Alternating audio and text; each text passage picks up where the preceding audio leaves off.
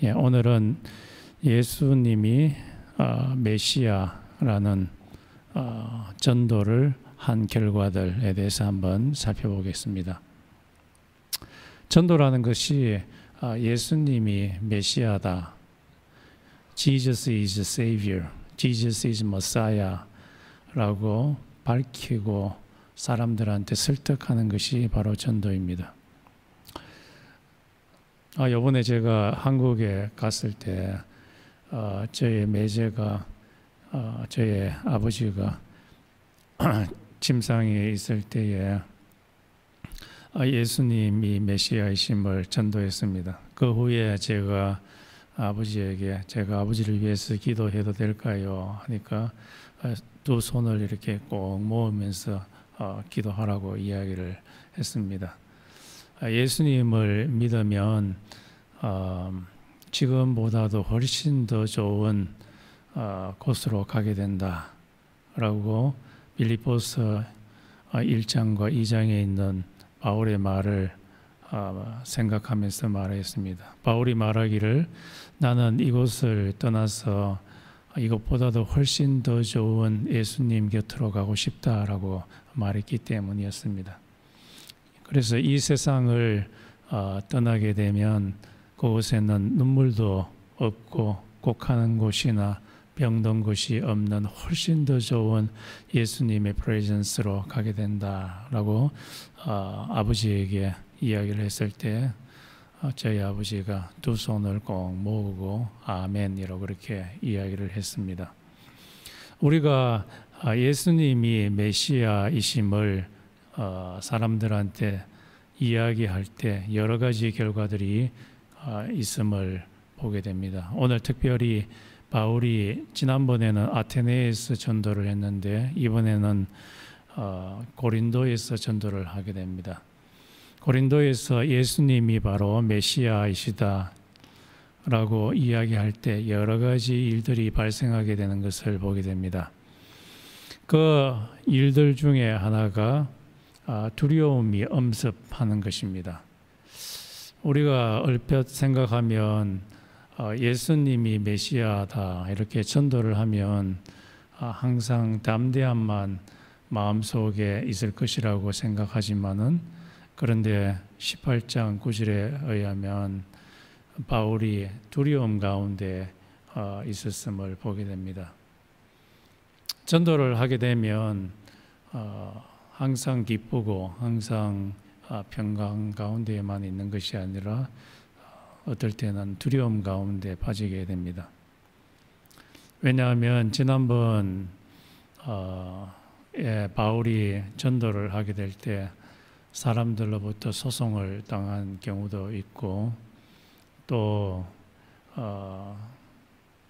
바울이 전도를 할 때 사람들이 돌을 던져가지고 거의 기절해서 죽을 수밖에 없는 그런 처지에도 있었기 때문입니다.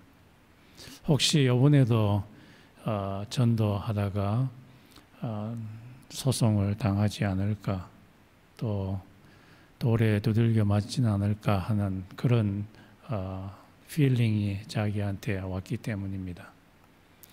가장 괴로운 일들 중에 하나가 법정에 서는 일이 굉장히 괴로운 일이라고 한국에서 법정에 서본 사람들이 그런 이야기를 합니다. 이것은 참 두려운 일입니다. 그럼에도 불구하고 예수가 메시아라고 전도하게 될 때 이런 처지에 있는 바울을 하나님께서는 그냥 두시지 아니하시고 환상 가운데 바울에게 나타나서 그에게 가이디언스 어떻게 살아야 될 것인가에 대해서 이야기를 해 주십니다. 그래서 바울이 용기 백배해서 예수님께서 가르쳐 주신 그 길대로 나가게 됨을 보게 됩니다. 바울이 참 두려움 가운데 있을 때에 예수님이 환상 가운데 나타나셔서 말씀하셨습니다. 이 성에 내 백성이 많다. 두려워하지 말아라. 이 고린도라고 하는 시티에 장차 예수를 믿게 될 이방인들이 많다.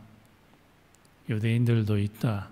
그러면서 예수님께서 말씀하시기를 이 계속해서 고린도에 머물러 있으면서 계속해서 이야기하라라고 말씀하셨습니다. 무엇을 이야기하라고 했냐면 예수님이 메시아이심을 계속해서 사람들한테 이야기하라고 이야기했습니다. 지난번에는 예수님께서 환상 가운데 나타나셔가지고 마게도니아 지역으로 들어오라고 이야기하면서 아시아를 떠나서 마게도니아 지역으로 들어가라고 이야기하셨는데, 이번에는 예수님께서 환상 가운데 바울에게 나타나셔서 이곳에 계속해서 머물러 있어라 라고 그렇게 가이디언스를 주었습니다. 그래서 예수님께서는 어떤 상황에 놓여 있나에 따라서 떠나라고로도 말씀하시기도 하지만은 머물러 있으라고 하시기도 하십니다. 그래서 바울이 오늘 본문 말씀에 의하면 고린도에서 1년 6개월을 머물러 있었다고 이야기했습니다. 바울이 데살로니가에 갔을 때는 한 3개월 정도밖에 머물러 있지 않았지만 이번에는 아주 오랜 시간 1년 6개월을 머물러 있게 됩니다. 그러면서 예수님께서 비전 가운데 바울에게 아주 결정적인 말씀을 하시는데, 내가 너와 함께 있겠다. 두려워하지 말아라. 라고 이야기합니다. 내가 너와 함께 있겠다라는 그 말은 바울을 보호해 주겠다는 말입니다. 장차 바울을 보호하는 그 모습이 여러 가지 모습으로 나타나게 됩니다. 이것은 좀 전문적인 용어로 시아프니, 하나님이 바울과 함께 있겠다. 하나님이 함께 있겠다라는 말입니다. 창세기 21장에 봤을 때도 하나님이 모세와 함께 있겠다. 하나님이 여러 모양으로 하나님의 백성과 함께 있겠다라고 할 때 하나님의 백성이 굉장히 마음의 안정을 찾게 됩니다. 이와 같이 지금 고린도에 바울이 왔을 때 두려움 가운데 있을 때 예수님께서 내가 너와 함께 있을 것이니 두려워하지 말아라. 왜냐하면 하나님이 늘상 같이 있으면서 바울을 지켜주실 것이라고 이야기하기 때문입니다. 마치 이것은 다니엘의 세 친구가 느부갓네살의 신상에 절을 하지 않아서 느부갓네살이 화가 엄청나게 나서 용광로에 이 세 친구를 던져버리라고 했는데 가만히 안을 보니까 세 사람이 그 안에서 도는 것이 아니라 네 사람이 도는 것이었어요. 그 네 번째 사람은 마치 사람의 모습을 갖고 있었던 분이었는데 바로 예수님이셨습니다. 예수님과 동행하게 될 때에 예수님께서 심적으로 지켜주시는 그 일을 하게 됩니다. 여러분도 어려움 가운데 처해 있을 때 내가 어떻게 이 세상을 살아가야 모르겠다. 두려움이 여러분을 엄습할 때 한참 기도를 해보십시오. 그러면 예수님께서 여러분 마음 가운데 이야기하실 것입니다. 내가 너를 떠나지도 아니하고 버리지도 아니하겠다. 내가 너와 함께 있겠다. 라는 그 음성을 듣게 되면 여러분의 감정이 굉장히 고요하게 될 것이고 그 두려움 가운데서도 평강 가운데서 나가게 될 것입니다. 예수님이 바로 메시아시다라는 것을 전하게 될 때 이 고린도 시티 같은 아주 더러운 시티도 이 하나님의 역사가 일어나게 됩니다. 어느 2세기 때의 한 작가가 고린도에 대해서 이야기하기를, 고린도에 있는 부자들은 아주 역겨운 행동을 하는 나주에링 비헤이비어를 해서 고린도는 가기 싫고, 그리고 고린도에 있는 가난한 사람들은 아주 미주리 비참한 그런 모습 때문에 고린도에 가기 싫다라고 했는데, 이 예수님이 메시아이심이 전달되자 이 고린도가 많이 변하는 역사가 일어나게 됩니다. 그래서 이 예수님이 메시아이심이 올바로 전달될 때에 사회가 변하는 역사가 일어나게 됩니다. 이 고린도 시티에서 바울이 예수가 메시아이시다라고 전달하게 될 때 예상치 못한 신자들의 도움을 받게 됩니다. 그 도움 중에 하나가 브리스길라와 아굴라의 도움입니다. 이 브리스길라라는 이름이 먼저 나오고 이 아굴라라는 이름이 두 번째로 나오는데, 이 브리스길라는 아내이고 아굴라는 남편입니다. 그런데 왜 여자 이름이 먼저 나오느냐 하면은, 이 여자 브리스길라가 고린도 교회를 세웠는데 남편보다도 더 중추적인 역할을 했기 때문에 이름이 먼저 나온다고 합니다. 이 사람들이 원래는 예루살렘에서 오순절 때 큰 성령의 역사가 일어났습니다. 예수님이 메시아라고 베드로가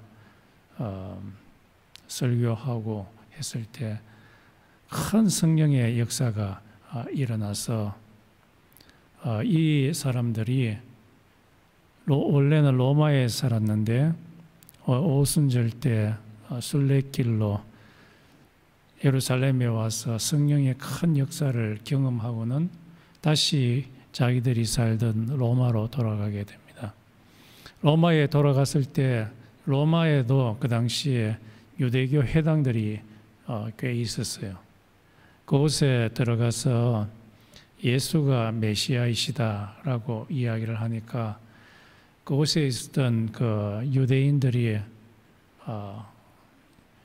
이 사람들이 헛소리한다고 그렇게 생각을 했어요. 왜냐하면은 자기들이 생각할 때는 메시아는 사무엘하 7장 12절에서 14절에 있는 말씀처럼 다윗의 아들, 즉 하나님의 아들로서 메시아가 오면은 이 다윗의 아들이 경제적으로 돈을 엄청나게 벌게 해주고 또 정치적으로 안정스럽게 하고 사회가 안정화되고 또 로마의 군인들을 이스라엘 땅에서 몰아내는 아주 부국강병을 일으킬 그런 메시아를 생각하고 있었는데, 그런데 이 브리스길라와 아굴라가 말하는 그 메시아는 십자가에 아주 연약하게 정치범으로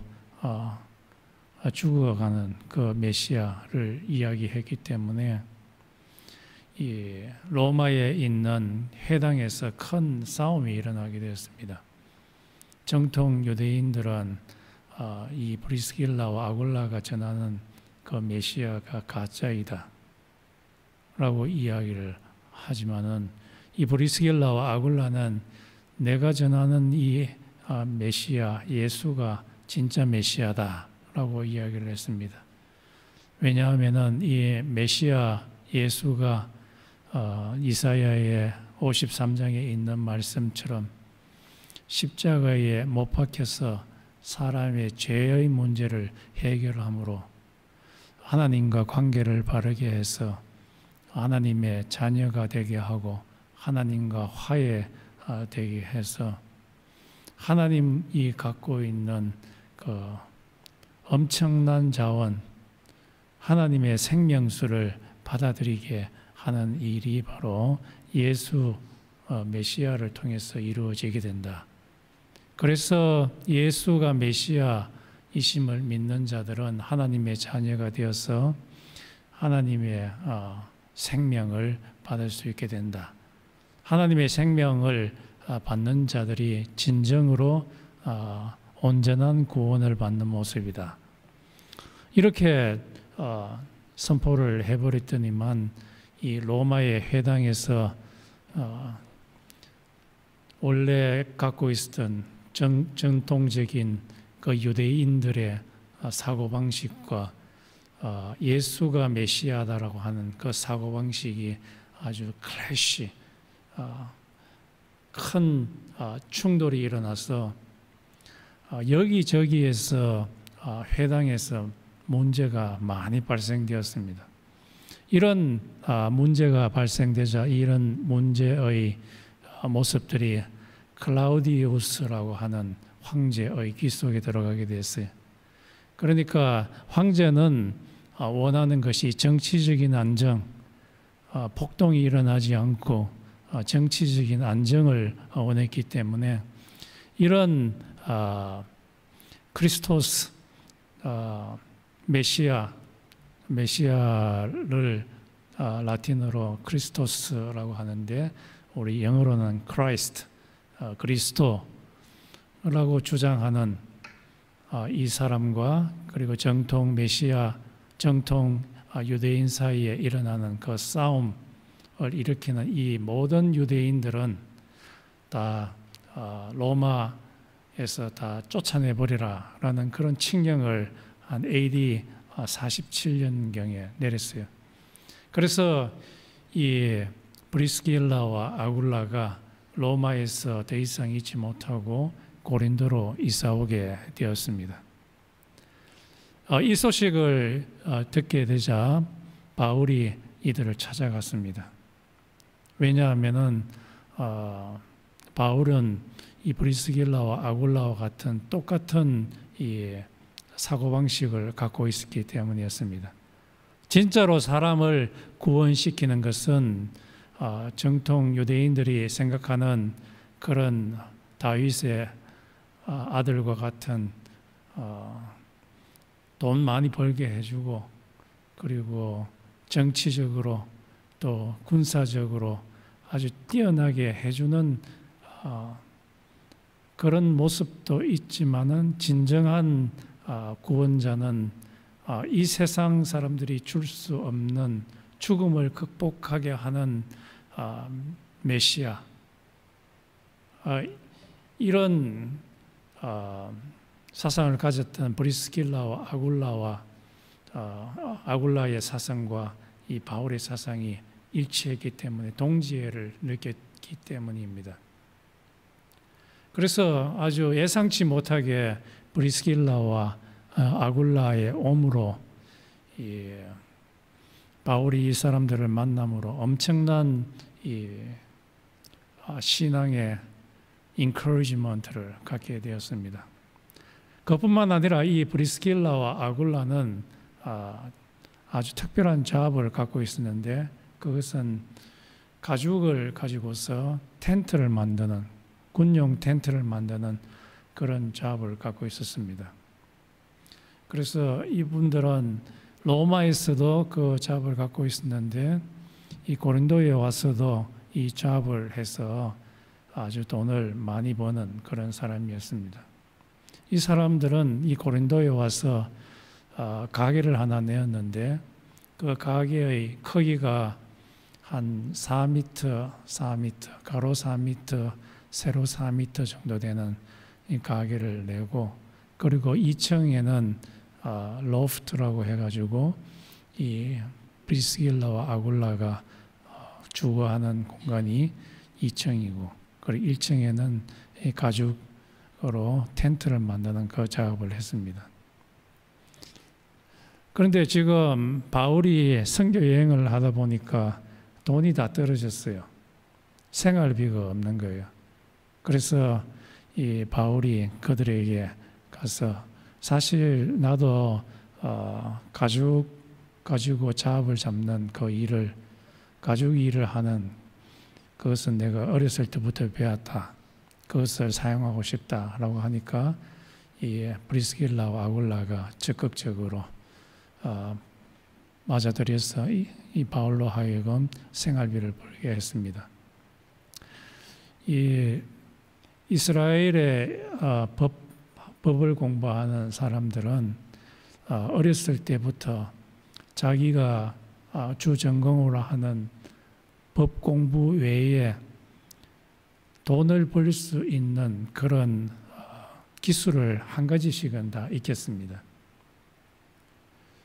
그래서 이 바울도 어렸을 때부터 법 공부를 열심히 했지만은 세상에 나가서 돈을 벌 수 있는 이 가죽으로 텐트를 만드는 이것도 배웠기 때문에 이 텐트 작업을 통해서 생활비를 버는 그 일을 하게 되었습니다.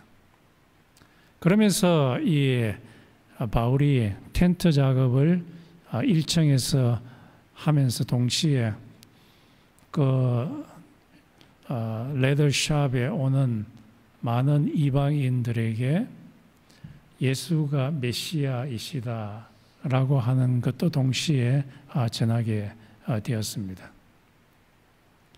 예수가 메시아이시다라는 그 일을 하게 될 때 예상치 못하게 이런 신자들로부터 도움을 받게 됩니다. 그 후에 이제 마게도냐와 빌립보 교회를 거쳐온 이 바울의 제자인 디모데가 선교 헌금을 갖고 와서 바울에게 전달하게 되고, 그리고 바울은 전적으로 이 예수가 메시아다라고 하는 전달하는 일에 올인하게 된다고 본문 말씀이 이야기하고 있습니다. 우리도 마찬가지입니다. 우리들도 역시 우리의 삶을 통해서 예수가 메시아다라고 이야기를 하게 되면 예상치 못하게 도움을 받을 수가 있게 됩니다. 제가 텍사스에 있을 때에 텍사스에 있는 한 유니버시티에 복음 전도를 하러 계속해서 나왔는데 어떤 교회에 다니시면서 식당에서 웨이트레스로 일하시는 그분이 한 돈을 얼마를 저에게 주었어요. 예수가 메시아이심을 전하는 일을 계속해서 하라고. 우리의 예수님은 메시아로서 하늘에 하나님의 보좌 우편에 앉아 계셔서 하나님의 대권을 받아서 온 우주를 다스리고 계시는 로마의 황제보다도 훨씬 더 크신 분이십니다. 그분은 예수님이 이 세상에 다시 재림하실 때까지 온 우주의 황제로서 활동하시는 그분이십니다. 그분은 예수가 메시아라고 전달하는 그 사람을 그냥 내팽개치지 아니하시고 신자들을 통해서 도움의 손길을 주는 그런 분이시기 때문입니다. 또 예수가 메시아이시다라고 이야기했을 때 나타난 결과는 하나님의 백성들이 만들어지는 일이 일어나게 됩니다. 18장 7절에 의하면 디디우 유스도라고 하는 사람이 예수를 믿게 됩니다. 영어로는 타이티터스 저스터스라고 되어 있는데 이 풀네임은 앞에 가이어스라는 이름이 붙여져 있습니다. 가이어스 타이티터스 저스터스. 가이어스가 이 first name이고, 그리고 이 last name이 두 개 있는데 타이티테스 저스터스입니다.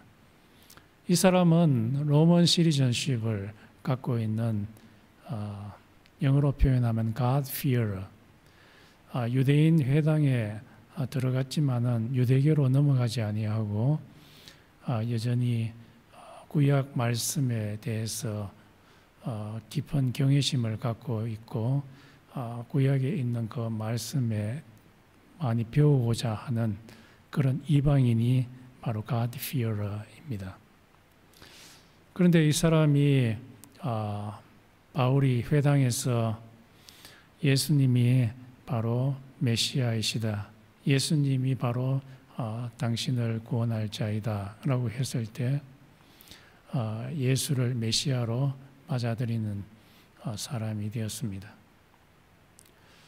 그래서 이 사람은 메시아를 예수로 맞아들일 뿐만 아니라 나중에는 그 회당에 있는 유대인들이 예수 믿는 사람들을 쫓아내었을 때 회당 바로 옆에 자기 집을 오픈해서 자기 집을 교회로 만드는 사람이 되었습니다.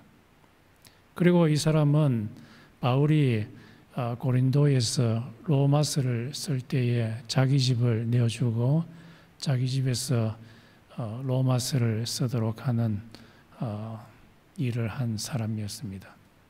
그래서 이 사람은 굉장히 중요한 사람입니다. 로마서는 신약 성경에서 가장 중요한 교리를 말하는 책입니다. 가장 중요한 책이 바로 이 로마서인데 로마서를 쓰도록 내주는 사람이 바로 이 디디오 유스도입니다. 또 다른 하나님의 백성이 발생했는데 그것은 회당장 그리스포가 예수를 메시아로 맞아들이는 일이 발생했습니다. 예수를 메시아로 맞아들이게 되면 그 사람은 바로 하나님의 자녀, 하나님의 백성이 되는 것이죠. 정말 희한한 것은 이 회당은, 유대인들의 회당은 전통적으로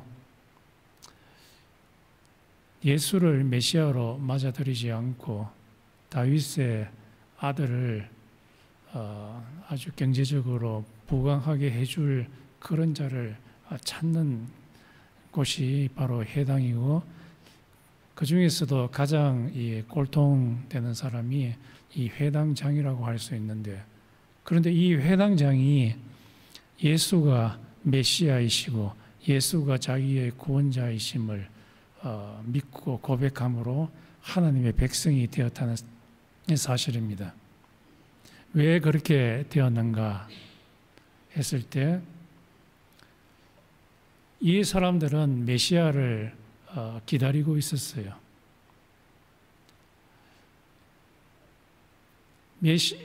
다윗의 아들이 메시아가 되어서 이스라엘 백성들을 구원해 줄 줄로 기대하고 있었는데, 이 다윗의 아들 솔로몬이 하는 일을 보니까 처음에는 메시아적인 그런 모습을 보였지만은 나중에는 수많은 와이프들을 끌어들임으로써 이방 우상들을 끌어들여서 나라를 완전히 망쳐버리는 그런 일이 발생하자, 이 사람은 메시아가 아니구나 라는 것을 사람들이 알게 되면서 진짜 메시아를 이스라엘 백성들은 기다리고 있었어요. 그런데 이 바울이 이 회당에 들어가서 예수가 진짜 메시아다, 예수가 진짜 여러분의 죽음을 극복하게 하고 하나님의 생명을 줄 자가 바로 이 메시아이시다라고 설득을 하게 되니까 이 사람들이 이 설득에 넘어가게 된 거죠. 심지어 회당장도 그 설득에 넘어가게 된 것입니다. 나중에 살펴보겠지만은 바울이 말을 그렇게 잘하는 사람이 아니라고 이야기를 합니다. 그런데 이것이 그들이 설득에 바울의 설득에 이 사람들이 넘어갈 수밖에 없었던 그 이유는 고린도전서 1장과 2장에 있는 말씀처럼 이 전도를 하게 될 때 사람의 지혜로 하지 아니하고 성령님께서 역사하시기 때문이라고 이야기를 하고 있습니다. 예수가 메시아다라고 전도하게 될 때 성령 하나님께서 그 듣는 사람의 마음을 뜨겁게 해서 예수가 메시아이심을 믿게 하게 되기 때문입니다. 이런 하나님의 백성이 발생하게 된 것들이 고린도에서는 하층민들이 많이 믿게 되었습니다. 그래서 고린도전서 1장 26절에 보면은 너희들 가운데 예수를 믿게 된 자들은 문벌 좋은 자들이 많지 아니하고 또 학벌 좋은 자들이 많지 아니하고 그리고 가문이 좋은 자들이 많지 아니하다. 그래서 대부분의 고린도에 있었던 사람들은 노예들, 하층민들, 그런 사람들입니다. 그런 사람들의 마음 가운데 성령님이 들어가시니까 예수가 자기들의 메시아, 메시아이심을 믿게 된 것이죠. 내가 예수를 믿게 되면 나의 궁극적인 문제, 죽음의 문제, 이 문제를 예수님이 해결해 주시겠구나 하는 그런 확신이 들어오게 되었기 때문입니다. 독일에서도 그렇죠. 스미스라는 이름을 가진 사람들, 이 대장장이들이죠.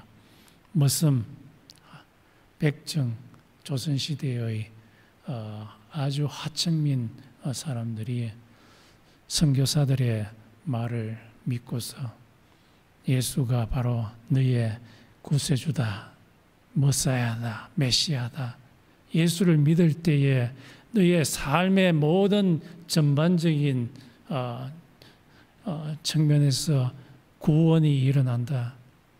돈이 없는 자가 예수를 믿게 될 때 돈이 생기고 또 예수를 믿게 될 때 병든 자가 나음을 잊게 되고 궁극적으로 예수를 믿게 될 때 예수가 역사하여서 너를 죽음에서 해방시키는 일이 일어나게 된다.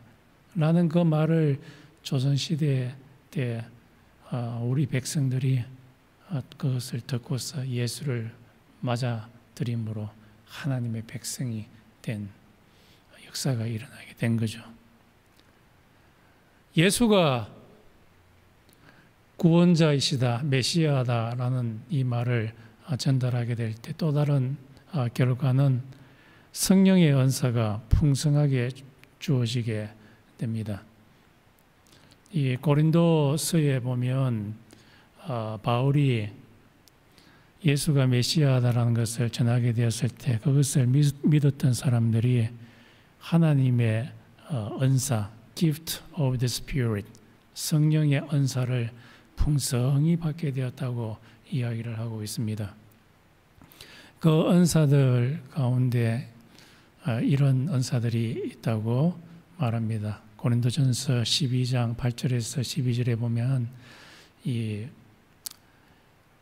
말의 은사, 또 지식의 은사, 그리고 영분별하는 은사, 그리고 예언하는 은사, 그리고 기적을 행하는 은사들, 병 고치는 은사들, 방언을 말하는 은사, 그리고 방언을 통역하는 은사들. 이 고린도 도시에는 rhetoric, 말 잘하는 것, 토론 잘하는 그것을 지혜라고 생각을 하고, 그리고 이것을 자랑을 많이 했습니다. 그런데 이런 자랑을 하면 할수록 이 고린도 교회뿐만 아니라 고린도라고 하는 시티에서 디비전, 분열이 많이 일어나게 됐어요. 싸움이 많이 일어나게 되었는데, 그런데 하나님께서 은사를 주시는 위즈덤의 은사, 그리고 지식의 은사, 이런 은사들은 교회를 화합하게, 유나이티드, 화합하게 하는 일을 하게 됩니다. 그래서 하나님이 주신 은사는 교회를 세우는 일을 하게 됩니다. 이런 지식의 은사, 지혜의 은사들은 하나님의 뜻을 분별하게 하고 교회를 세우는 그 일을 하게 되는데, 이런 풍성한 은사들, 그리고 예언의 은사, 예언은 서로 다운되는 사람들이 encouragement 하도록 용기를 북돋아주고 힘을 내, 하나님의 힘으로 힘을 내라고 용기를 북돋아주는 것이 예언입니다. 이런 은사들이 풍성하게 교회에 주어지게 된 그 원인이 뭐냐 했을 때, 바울이 예수님이 바로 메시아이심을 선포했기 때문에 이런 일이 일어나게 되었습니다. 그런데 예수가 메시아이심을 선포하게 될 때 이렇게 좋은 일만 일어나느냐 하면은 그 반대로 아주 어려운 일도 발생하게 됩니다.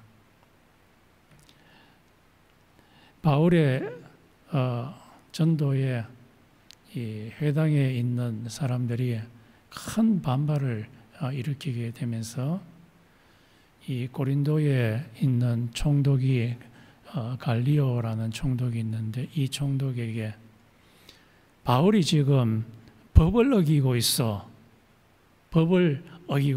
하면서 이 바울을 처형해 달라고, 바울을 감옥에 넣으라고, 더 이상 예수가 메시아라는 것을 전달하지 못하도록 압력을 주는 그런 모습을 보게 되고, 또 이 아까도 살펴봤지만은 디디어 저스터스의 집에 교회로 모이는 그 사람들이 더 이상 모이지 못하게 이 회당에 있는 사람들이 이 갈리오라고 하는 총독에게 가서 이 사람들이 바울이 법을 어기고 있어 라고 하면서 지금 고소를 하고 있습니다. 이때 지금 유대인들은 아주 머리가 영악해요. 이게 로마법일 수도 있고 또 유대교의 토라의 법일 수도 있는 거예요. 이 두 가지를 혼용해서 갈리오라고 하는 그 로마의 거버너에게 말합니다. 바울이 로마법도 어기고 지금 토라의 법도 어기고 있어. 이 두 개를 다 통칭해서 바울을 지금 공격하고 있습니다. 로마법이라고 하면은 이 세상에는 유일한 메시아가 있는데 그 메시아는 바로 로마의 황제이다. 로마의 황제가 바로 메시아다라고, 세이비어라고 로마 법에 되어 있는데, 그런데 지금 바울은 예수가 메시아다, 왕이다 라고 지금 선포를 하고 있는데, 그렇다면 바울은 지금 반역을 일으키고 있는 것이다. 로마 황제의 반역을 일으키는 자는 사형에 처하게 된다. 또 다른 한편으로는 이 유대교의 법에 의하면 특히 토라 모세 오경에 의하면 특히 신명기 21장 23절에 의하면 나무에 달린 자마다 즉 십자가라고 하는 나무에 달려서 죽은 자들은 다 하나님의 저주를 받아서 죽은 자이다. 그렇게 유대교의 법에는 이야기를 하고 있는데, 그런데 이 바울이라고 하는 자는 십자가에 못 박혀 죽었는 그 자가 바로 메시아다라고 이야기하고 있다. 이거는 유대교의 법에 정면으로 도전하는 것이다. 이런 자를 살려주어서는 안 된다 라고 갈리오에게 이야기를 합니다. 그런데 갈리오가 판단을 하기로는 이들의 고소의 쟁점, 이들이 올리는 이 고소의 쟁점들은 다 이 유대교에 해당되는 것들이다. 내가 거버너로서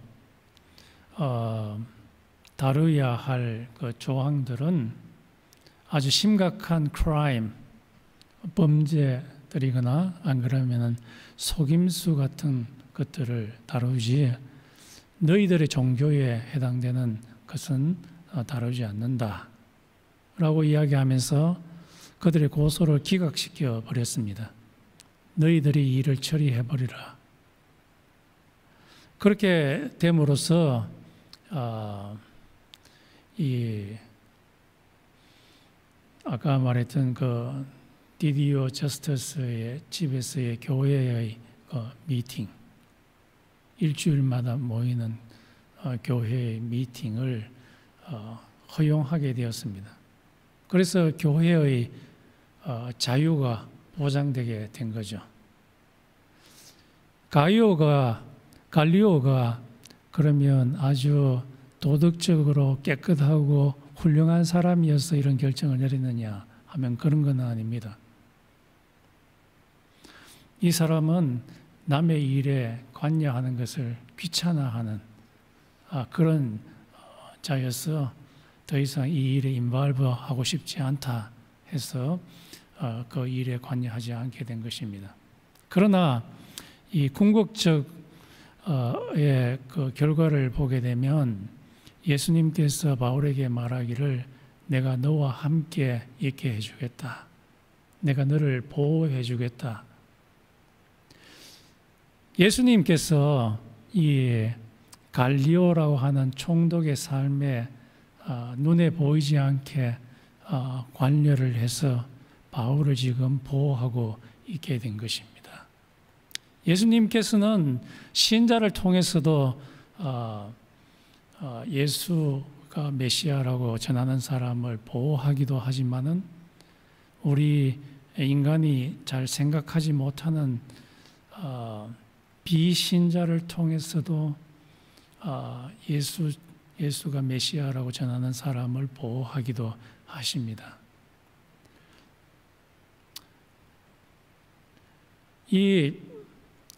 이렇게 판결이 나버리자 이 회당에 있었던 그 유대인들이 뿔따구가 이렇게 나게 됐습니다. 자기들이 고소를 했는데 이 고소를 단칼에 기각시켜 버리니까 이 유대인들이 이 고린도 시티에서 아주 웃음거리가 되어버렸거든요. 그래서 막 화가 나가지고 법정에 있었던 유대인들과 그리고 이방인들이 그곳에 있었던 소스테네라고 하는 회당장, 아까 처음에는 그리스보라고 하는 회당장이 1장 8절에 있었는데 이 사람과 소스테네는 같은 사람인 것 같습니다. 이 사람을 막 두들겨 패버렸어요. 그리고 이 고린도후서 11장 24절에서 27절에 의하면은 더 이상 이 거버너의 법정에서 다루지 못하고 이 갈리오가 너희들 마음대로 해버리라고 하니까 이 유대인들이 이 바울을 자기들의 회당 법정으로 끌고 가서 고린도후서 11장 24절에서 27절에 의하면은 40에 하나 감한 매, 그러니까 39번의 래쉬, 이 회초리를 가지고서 덩어리를 막 때리는 39번 때리는 그 일을 행했다고 이야기를 하고 있습니다. 오늘 우리가 살펴보았듯이 예수가 메시아이다라고 이 세상 사람들한테 전하게 될 때 좋은 일도 일어나지만은 동시에 엄청난 환난도 오게 됨을 보게 됩니다. 왜 이 세상에 있는 많은 불신자들이 예수를 메시아로 맞아들이지 않느냐 하면은 고린도후서 4장 4절에 있듯이 이 세상 신 사탄이 그들의 마음에 이 마음의 눈 위에 커버를 쳐서 진정으로 예수님이 메시아이심을 보지 못하도록 하기 때문이라. 그 일이 예수님이 다시 오실 때까지 계속해서 이루어지게 됩니다. 하나님은 우리에게 미션을 주셨어요. 목사나 선교사뿐만 아니라 우리 모두에게 미션을 주셨는데 그것은 예수님이 메시아이심을 사람들한테 전하는 미션을 우리에게 주셨습니다. 누구에게 그것을 전하라고요? 예수 믿지 아니하는 자들에게 예수님이 메시아라고 전하라고 하는 그런 미션을 주었습니다. 그것이 그분들이 우리의 친척이 될 수도 있고 우리의 형제 자매가 될 수 있고 우리의 자식이 될 수 있고 우리의 부모가 될 수도 있습니다. 또는 우리가 직장에서 일하는 그 동료가 될 수도 있습니다. 이들에게 우리의 말을 통해서 또 우리의 행동을 통해서 예수가 그들의 메시아이심을 전달합시다. 전달하기 위해서 무엇보다도 해야 할 일은 예수님이 진정한 메시아이심을 깊이 생각을 해야 됩니다. 왜냐하면 사람들이 깊이 생각한 그 점이 바로 행동으로 나오기 때문입니다. 생각하지 않으면 행동으로 나올 수 없습니다. 깊이 한번 생각해 봅시다. 진짜 예수님이 메시아인가? 궁극적인 우리의 죽음의 문제를 해결할 수 있는 분이 바로 이 예수님이신가? 깊이 생각해 봐야 됩니다. 그런 확신이 오게 될 때에 우리는 전달을 할 수가 있게 됩니다. 왜 그렇습니까? 예수님만이 진정으로 삶의 영역에서 모든 점에서 구원을 이루시는 분이시기 때문입니다. 예수님이 우리의 죽음의 문제만 해결한다고 그렇게 생각해서 우리의 삶의 영역에서는 전혀 구원을 해주지 않는 것이다 라고 생각하면 되지 않습니다. 우리가 기도하게 될 때 하나님 제가 지금 돈이 필요로 합니다 하면은 그 돈 필요한 부분에 대해서 예수님이 구원해 주십니다.